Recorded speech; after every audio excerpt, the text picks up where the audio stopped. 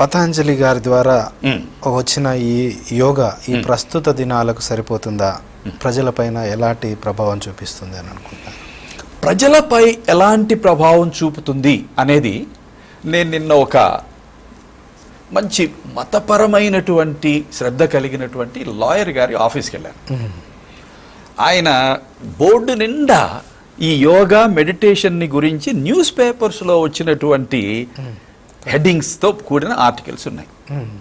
అది మొత్తం ఒక్కసారి నేను చూసేసరికి ప్రజలలో ఎలాంటి అవగాహన క్రియేట్ చేయడానికి ప్రయత్నం జరుగుతుంది అనేది అర్థమైపోయింది. బ్యాక్ పెయిన్కి యోగా పరిష్కారం అని ఒక ఆర్టికల్, తరువాత ఉదర సంబంధమైన వ్యాధులకు కొన్ని యోగా ఎక్సర్సైజెస్ పరిష్కారం అని ఇంకొక ఆర్టికల్ ఉంది. తరువాత మానసిక రుగ్మతలకు యోగా పరిష్కారం, యోగా మరియు ధ్యానం పరిష్కారం, మెడిటేషన్ అని ఇంకొక ఆర్టికల్ ఉంది.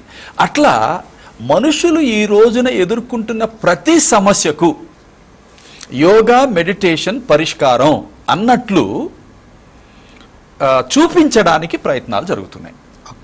సో కామన్ పీపుల్ సాధారణంగా ఒక డాక్టర్ గారు చెప్పారు, లేకపోతే ఒక గురువు గారు చెప్పారు, ఒక పండితుడు చెప్పాడు అని అంటే ప్రశ్నించకుండా విశ్లేషించకుండా నమ్మేస్తారు. సో కామన్ ప్రజలలో ఇప్పుడు ఎలా ఉంది అని అంటే, ఏది సర్వరోగ నివారిణి ఏకగుళిక అని తోలు సంచి డాక్టర్ల గురించి ఒక స్లోగన్ ఉంది.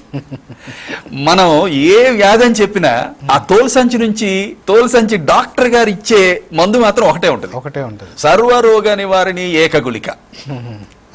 అట్లనే ఇప్పుడు జరుగుతున్న ప్రోపగాండాలో నాకేమనిపిస్తుంది అని అంటే, దీన్ని ప్రమోట్ చేసే వాళ్ళంతా కూడా ప్రజలలో ఉన్న ప్రతి సమస్యకి ఇదే పరిష్కారం అని చూపిస్తున్నారు. అది కాదు, కానీ అది వాస్తవమా కాదా అనేది ప్రజలు ఆలోచించడం వల్ల ఒక రకంగా గ్రుడ్డిగా నమ్మేస్తున్నారు. అయితే మరి ఇంకొక రకంగా కూడా మనం దాన్ని విశ్లేషించి చూడవలసిన అవసరం ఉంది. సో ఆ పని మనం ఈరోజు కార్యక్రమంలో కొంతవరకు చేస్తే మరి బాగుంటుంది అని నేను భావిస్తున్నాను. తప్పకుండా అండి బెన్హర్ గారు. యోగా అనే దాన్ని బైబిల్ ఎక్కడైనా సపోర్ట్ చేస్తుందా? చాలా మంచి ప్రశ్న అడిగారు. ఇంకా ఫర్దర్గా వెళ్ళే టైంకి బాగా స్పష్టం అవుతుంది ఈ విషయం. బట్ ప్రిలిమినరీగా ప్రాథమికంగా కొన్ని విషయాలు మనం క్లారిఫై చేయాలి. ఈ యోగా అనే దానికి మూలం వేదాంతం, వేదముల యొక్క అంతములో నుంచి వచ్చిన వేదాంత సిద్ధాంతం. సో ఈ వేదాంత సిద్ధాంతములో శంకరాచార్య అనే ఆయన కేరళ రాష్ట్రంలో ఉండేవాడు. ఆయన దేశమంతా తిరిగి శంకర మఠాలను స్థాపించారు.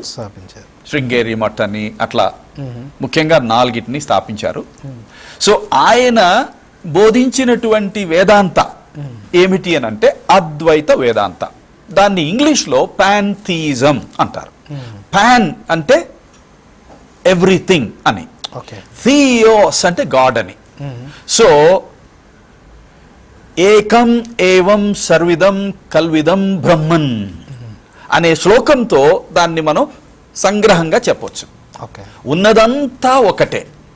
ఆ ఒక్కటి ఏమిటి అని అంటే బ్రహ్మన్. బ్రహ్మన్ అంటే వ్యక్తి కాదు, వ్యక్తి కానిది. సో బ్రహ్మన్ని ఆయన అనకూడదు, ఎందుకంటే బ్రహ్మన్కి వ్యక్తిత్వం లేదు. సో వ్యక్తి కానిది, అసలైనది, నిజమైనది. మరి ఈ విశ్వం సంగతి ఏమిటి అని అంటే వాళ్ళు ఏమంటారంటే ఇదంతా మాయ, జగం మిథ్య బ్రహ్మ సత్యం శిష్య అంటారు. జగం అంటే ఈ విశ్వం మొత్తం కూడా మాయ, అది వాస్తవం కాదు. బ్రహ్మయే సత్యం, బ్రహ్మన్ మాత్రమే సత్యం. మరి నా సంగతి ఏమిటి అని అడగొచ్చు కొంతమంది. ఓకే, నీవు కూడా బ్రహ్మనే, తత్వం అసి అంటారు. అంటే యు ఆర్ దాట్. అంటే నువ్వు అనుకున్నటువంటి నీవు శూన్యం, కానీ నీవు వాస్తవానికి బ్రహ్మన్. కానీ నువ్వు మర్చిపోయావు. అవిద్య అంటారు దాన్ని, అంటే అజ్ఞానం. సో అసలైన జ్ఞానం అంటే ఏమిటి? నేను బ్రహ్మన్ని అని తెలుసుకునేది నిజమైన జ్ఞానం. ఓకే. సో నేను దేవుణ్ణి అనేది తెలుసుకోవడం, రియలైజ్ చేయడం, అది అసలైనటువంటి సిసలైనటువంటి జ్ఞానం. సో ఆ బ్రహ్మ విద్య పొందినటువంటి ఈ జీవాత్మ బ్రహ్మన్ అయిపోవడం జరుగుతుంది. అందుకే నేను ఒక శ్లోకం చెప్పాను, బ్రహ్మవిత్ బ్రహ్మైవ భవతే, అంటే బ్రహ్మ విద్య పొందిన జీవాత్మ పరమాత్మ అయిపోతుంది. సో కాబట్టి నువ్వు బ్రహ్మ విద్య పొందాలి. ఏమిటి బ్రహ్మ విద్య? ఓ అహం బ్రహ్మాస్మి, నేనే బ్రహ్మన్ని అనే స్థితికి రావాలి, నేనే దేవుణ్ణి అనే స్థితికి రావాలి. సో ఆ స్థితికి రావటానికి యోగా నీకు సహకరిస్తుంది. కాబట్టి యోగా ప్రాక్టీస్ చేయాలి.